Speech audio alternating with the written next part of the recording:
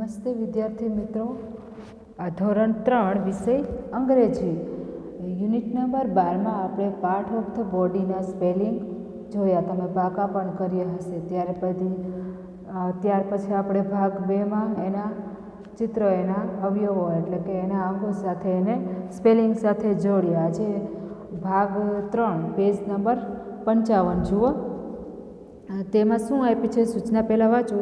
શરીરના અંગો અવયવોના નામ અંગ્રેજીમાં લખો. બરાબર, આ બોક્સમાં શરીરના અવયવો એટલે કે શરીરના અંગોના સ્પેલિંગ આપેલા છે, અંગ્રેજી નામ આપેલા છે. તેના સાથે આપણે લખવાના છે આ બોક્સને. મેં તો આ લખેલા જ છે, મેં લખી લીધા છે. જુઓ, આ પેલું તીર છે, પેલો એરો છે એ ક્યાં છે તો કે હેરમાં, તો ત્યાં હેરનો સ્પેલિંગ લખેલો છે.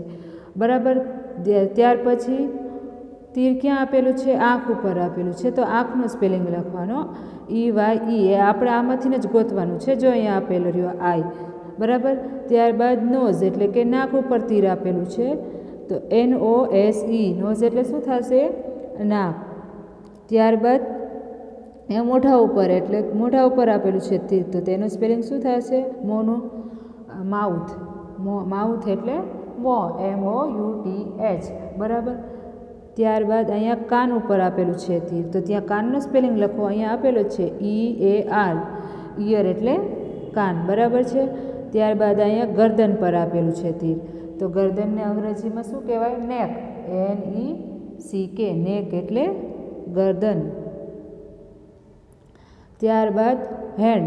હેન્ડ ઉપર આપેલું છે HAND. હેન્ડ એટલે હાથ. અને ત્યારબાદ અહીંયા અંગૂઠા ઉપર છે તીર. ક્યાં છે તો કે હાથના અંગૂઠા ઉપર આપેલું છે. બરાબર, THUMB. અને અહીંયા આંગળી ઉપર આપેલું છે, તો અહીંયા ફિંગર્સ. અહીંયા તમારે ફિંગરનું સ્પેલિંગ લખવાનું છે TOES. ટોઝ એટલે પગની આંગળીઓ. જો અહીંયા આંગળી ઉપર નિશાન છે. બરાબર, તીર આપેલું છે ને એ પ્રમાણે સ્પેલિંગ લખવાનું છે. ત્યારબાદ અહીંયા પગમાં આપેલું છે તીર LEG. લેગ એટલે પગ. અહીંયા પગના પંજા ઉપર આપેલું છે તીર. બરાબર છે, તો પગના પંજાનો સ્પેલિંગ ફૂટ. FOOT.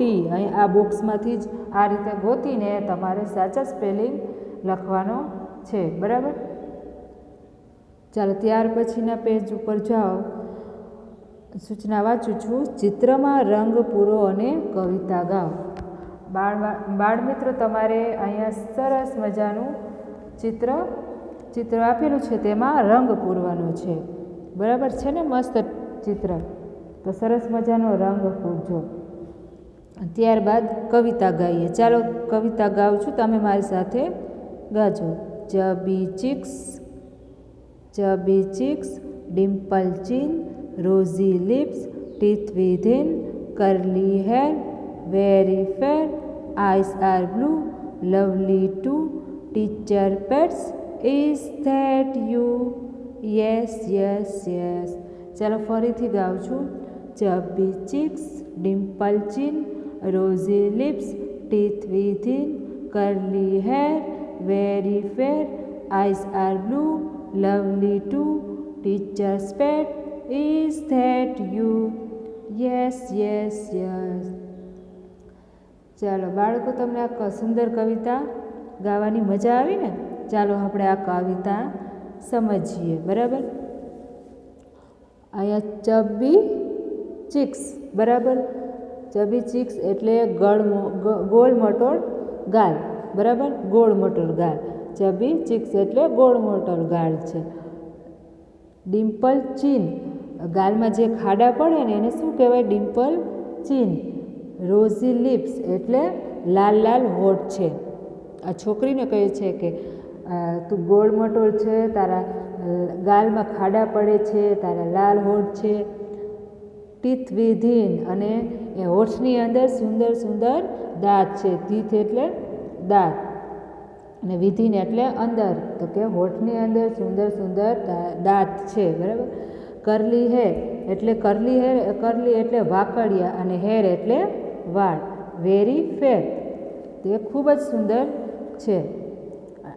આઈઝ આર બ્લુ, અને બ્લુ એટલે કયો રંગ થશે? ભૂરો. તો કે આંખો ભૂરા રંગની છે. લવલી ટુ, અને એ ખૂબ જ સુંદર છે. ટીચર્સ પેટ ઇઝ ધેટી યુઝ. પીટ એટલે અહીંયા પેટ એટલે પ્રિય થશે, બરાબર. ટીચર આ કવિતામાં પેટ આપેલું છે એટલે આપણે પેટ એટલે પ્રિય. ટીચરના પ્રિય શું તમે છો?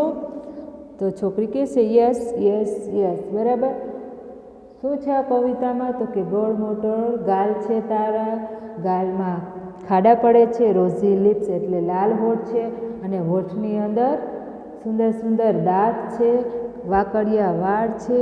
વેરી ફેર, એ ખૂબ જ સુંદર છે ને એ વાકડિયા વાળ.